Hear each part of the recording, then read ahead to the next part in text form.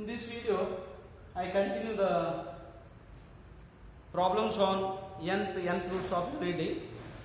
This problem is prove that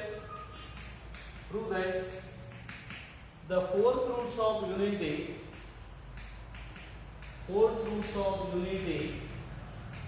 is a group under usual multiplication. Fourth roots of unity is a group under usual multiplication. First of all, what are fourth roots of unity? 1 minus 1, I minus I. This set is fourth roots of unity. Fourth roots of unity. This I explained already. What are square roots, cube roots and fourth roots of unity? 1 minus 1, I minus I. 4 values are there, 4 elements. This is fourth roots of unity. We write the composition table. Composition table is as follows. Multiplication is the binary operation. 1 minus 1, I minus I. In the column also write this one. In the same order it is 1 minus 1, I minus I. Now, how do you write the entries? To write the entries, you have to do the performance. You have to perform the operation here. What is the binary operation? Multiplication. See, in the left top corner, we have mentioned binary operation, multiplication. 1 minus 1, I minus I. 1 minus 1, I minus I. 1 into 1, 1 into minus 1, 1 into I, 1 into minus I.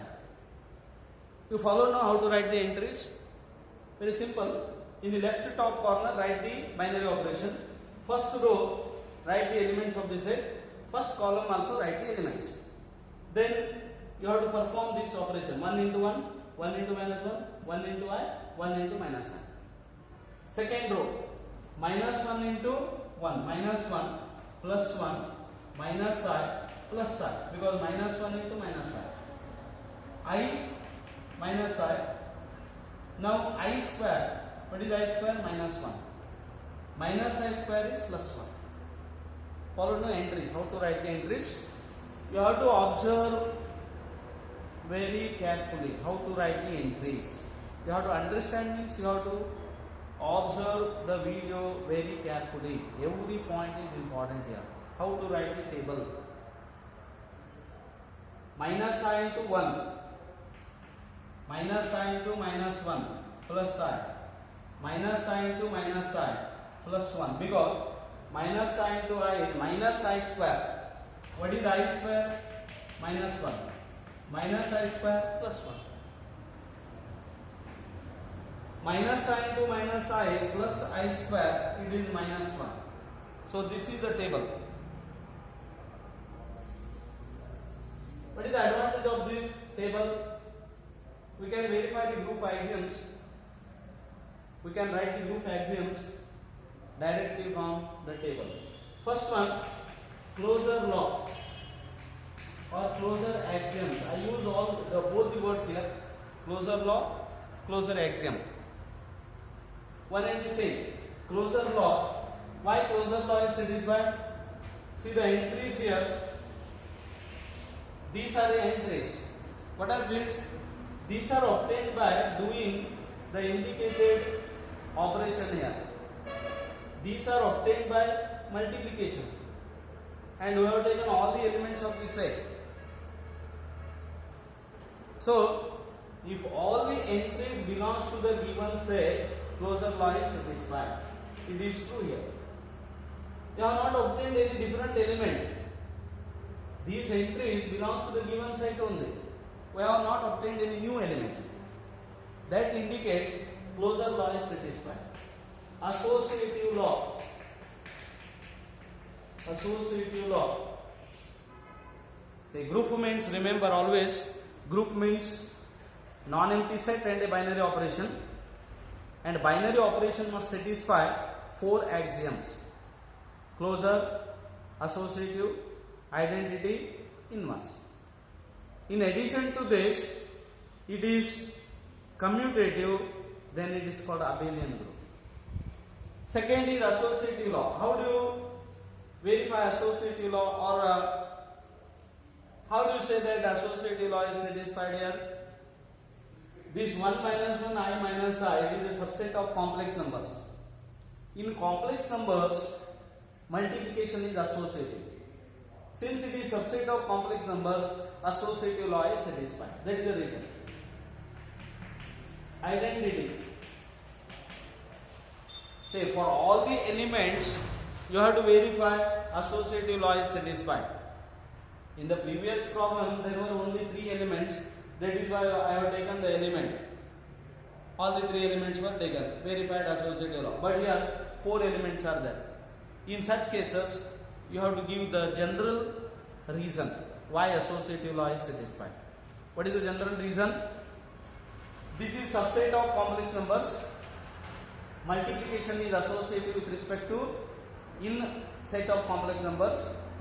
Since it is subset of complex numbers, associative law is satisfied here also. Associative law is satisfied. How to verify the identity, or how to find the identity from the table? You have to find, there are 4 rows, 1, 2, 3, 4, and you have to find out the row which is identical with this given row. What is that? First row.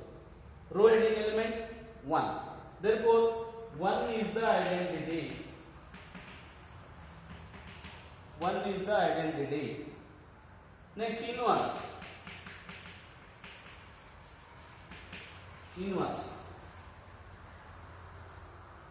Inverse also, to find the inverse, you have to find out the identities in the table. In each row, there will be only one identity, and no element will be repeated in the row. This is the given column and row. These are the entries. No entry will be repeated in the row.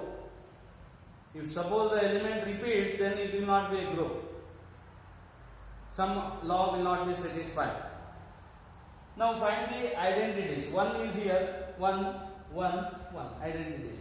Therefore, row and column heading elements are mutually inverses. Inverse of 1 is 1. Inverse of minus 1 is minus 1. Inverse of I is minus I, because here identity is here, I minus I. Inverses. Inverse of minus I is I. So what does this imply? Inverse of each element exists. How many elements are there in the set? 4 elements. And inverse of every element exists and belongs to the given set. Inverse also, it is there in the given set only. So inverse of each element exists, belongs to the set, hence inverse law is satisfied. In addition to this, multiplication is commutative. Multiplication is commutative in complex numbers. In complex numbers. And 1 minus 1 I minus I is subset of complex numbers.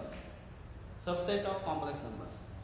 So, commutative law is satisfied here also. Hence, the 4th roots of unity, it is a group with respect to usual multiplication.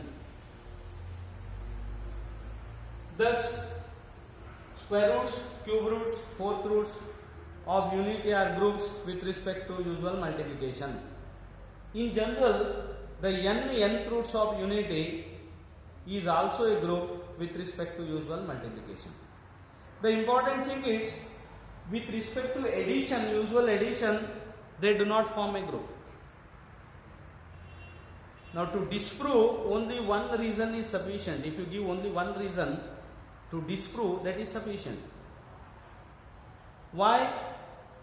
That square roots of unity doesn't form a group with respect to addition. What are square roots of unity? 1 minus 1. Addition means 1 plus minus 1 is 0. But 0 doesn't belong to this set. What is the conclusion? Addition is not closed. addition is not closed in square roots of unity. Therefore, first closure law itself is not satisfied. Hence, it will not be a group. With respect to addition, it is not a group. Group means always non-empty set, binary operation. Two things are there. Binary operation should satisfy all the four axioms. Similar is the case in case of cube roots, fourth roots, nth roots of unity.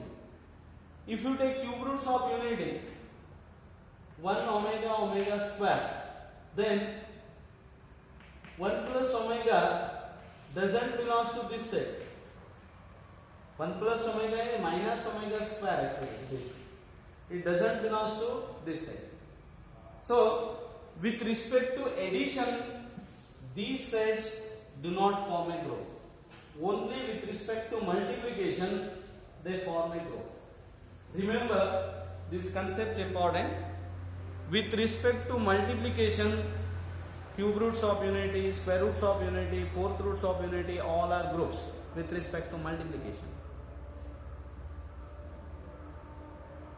Now, I go to next topic, next concept, that is properties of groups. Properties of groups.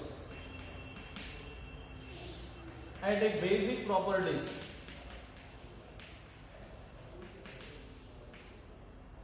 Groups means not only definition, four axioms and non-empty set. And the group satisfies important properties. Further you study in more detail, you will come to know very important results in case of groups. That is why group has application in many applied branches. Say physics, postgraduate students, they have to study one separate paper on groups, because they have to use the application of groups.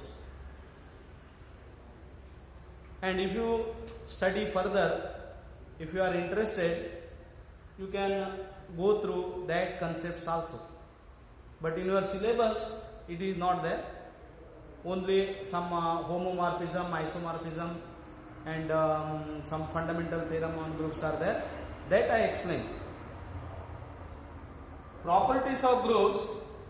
There are 4 or 5 properties. I explain one by one. These are important from examination point of view. Say this is not a offline class, and in the offline class what we do is we explain this is important, this will be asked in the examination, these questions are repeatedly asked in the previous examination. We do not repeat all that things. This is in online, that is in recorded classes, we concentrate only on subject. You have to repeatedly go through that one and get hold on the subject and go through previous question papers. Because I am in the last topic, group C last topic. Almost 70-80% portion is completed. And for your doubts, you have to contact. When you will get the doubts, when you go through the subject, if you start studying the subject, then only you will get doubts. Otherwise, you will not get any doubts, isn't it? Okay. This is properties of groups. First is the identity element. Identity element of a group is unique. What do you mean by this? In any group, there is only one identity. Identity is unique in any group. See, for the convenience, I take G dot be the group here. Suppose G dot be the group. Sometimes what happens, in place of dot, it is not only multiplication. Dot means not usual multiplication. It may be any binary operation. You have studied what are binary operations. I explained in the first period only what is binary operation. Dot is any binary operation here. Sometimes in place of dot, the star may be used. Now I take dot is the binary operation. Let G dot be a group. What do I have to prove? Identity is unique. To prove this, we suppose that if possible there are two identities, and using the definition of group, we prove that two are not distinct, they are one and the same. Then what happens? Identity becomes unique. If possible, E dash be the two identities of G. Say, I have written only G here, not G dot also. Group G means binary operation should be there. It is understood. And what is the binary operation we have taken? Dot. Let G dot be a group. If possible, there are two identities. E and E dash be the two identities.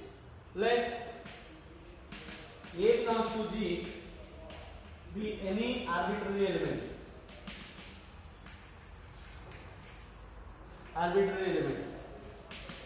Since E is the identity, A dot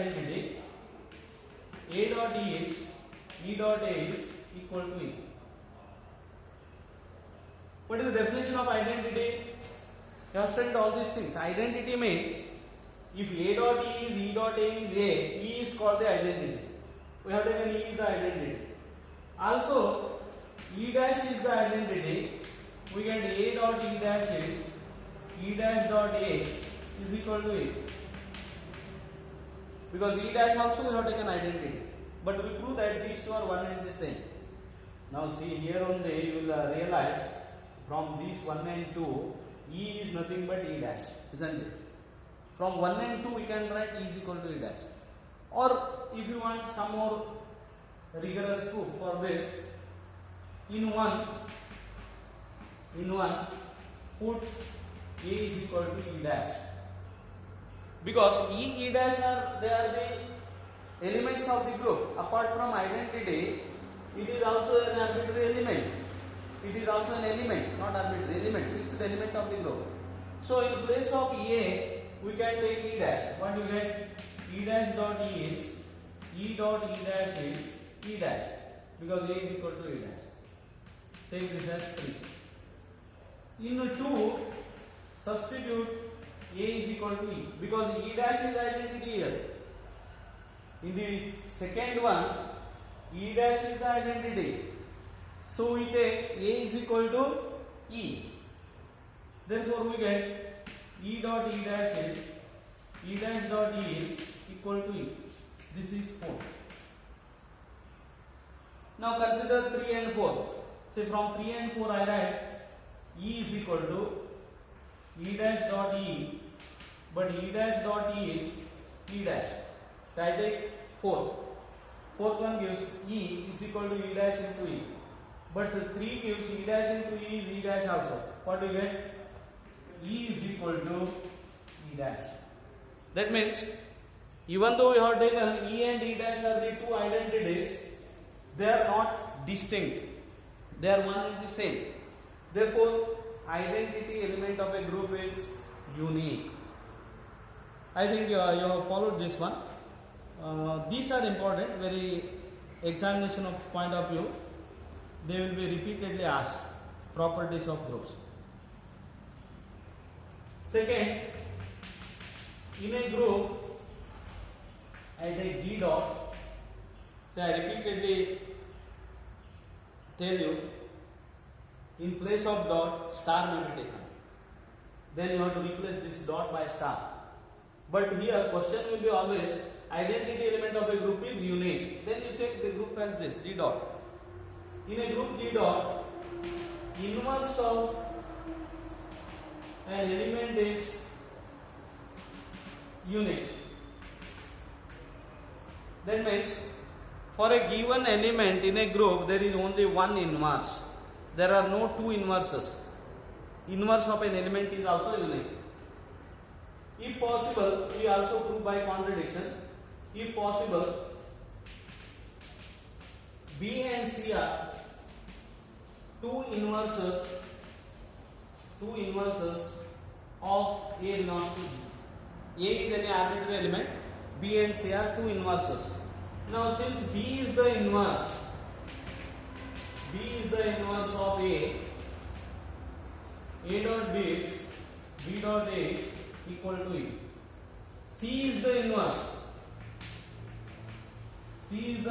of A